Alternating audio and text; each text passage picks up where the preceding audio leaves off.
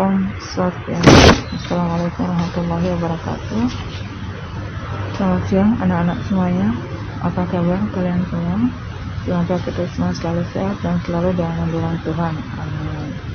Nah, anak-anak, sebelum kita memulai pembelajaran pada pertemuan pertama ini, Ibu akan memperkenalkan diri dulu. Nama Ibu Harinisa. Di sini Ibu mengampu mata pelajaran IPA untuk kelas 8. Nah, pada pertemuan pertama ini, materi yang akan kita pelajari adalah tentang gerak benda dan makhluk hidup di lingkungan sekitar.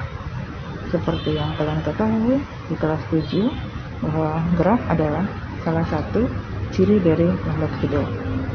Nah, tahukah kalian bagaimana suatu benda dikatakan bergerak? Suatu benda dikatakan bergerak apabila benda mengalami perubahan posisi dari suatu titik acuan.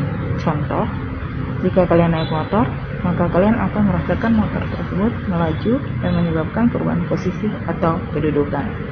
Yuk, kita simak video berikut.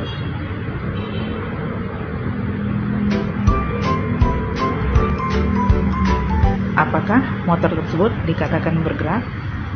Iya, motor tersebut dikatakan bergerak karena mengalami perubahan posisi dari posisi awal atau acuan ke posisi tujuan.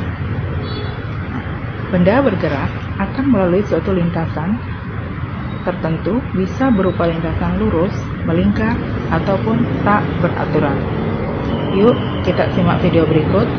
Mendorong bola pada lintasan lurus. Apakah yang akan terjadi?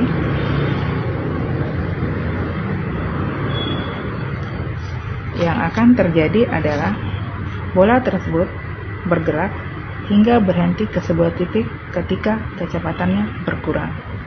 Jadi, pada pertemuan kali ini kita akan mempelajari bagaimana gerak benda pada lintasan lurus yang melibatkan waktu, jarak, dan kecepatan. Nah, sekarang kita simak pengertian gerak lurus. Gerak lurus adalah gerak pada benda yang membentuk lintasan berupa garis lurus. Ada seorang ilmuwan atau ahli fisika berkebangsaan Inggris yang bernama Sir Isaac Newton menemukan hubungan antara gaya dan gerak. Berdasarkan pengamatan dan eksperimennya, Newton merumuskan hukum mengenai gerak dan gaya yang dikenal dengan hukum Newton, dan gerak lurus juga berkaitan dengan hukum Newton. Nah, pada dasarnya gerak lurus juga dibedakan menjadi dua. Yang pertama, gerak lurus beraturan atau yang disingkat dengan GLB, dan gerak lurus beraturan atau yang disingkat dengan GLBB. Nah, yang akan kita pelajari lebih awal adalah tentang gerak lurus beraturan atau yang disingkat dengan GLB. Pengertian gerak lurus beraturan adalah suatu gerak yang memiliki kecepatan beraturan. Suatu benda dikatakan mengalami gerak lurus beraturan jika lintasan yang ditempuh benda itu berupa garis lurus dan kecepatannya selalu tetap setiap saat, dan benda bergerak lurus menempuh jarak yang sama untuk selang waktu yang sama. Yuk kita lihat rumus gerak lurus beraturan atau GLB. S sama dengan V kali T atau V sama dengan S per T. Nah, kita lihat keterangannya.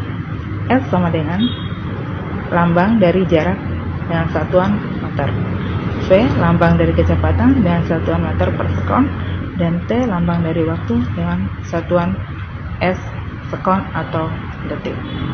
Nah, pertemuan kita pada hari ini, Ibu akan memberikan dua contoh soal yang akan kita diskusikan pada grup WA. Soal yang pertama adalah kecepatan sebuah benda adalah 10 m per s. Jika jarak yang ditempuh benda adalah 80 m, maka berapakah waktu yang diperlukan benda tersebut? Soal yang kedua, suatu benda bergerak lurus beraturan memerlukan waktu 4 sekon untuk menempuh lintasan sejauh 48 meter. Hitunglah kecepatan benda tersebut. Anak-anak, mungkin sampai di sini dulu pertemuan kita pada kali ini. Nanti akan kita lanjut di pertemuan berikutnya masih dengan materi yang sama. Nah, silakan kalian belajar lebih giat lagi. Sampai jumpa. Terima kasih.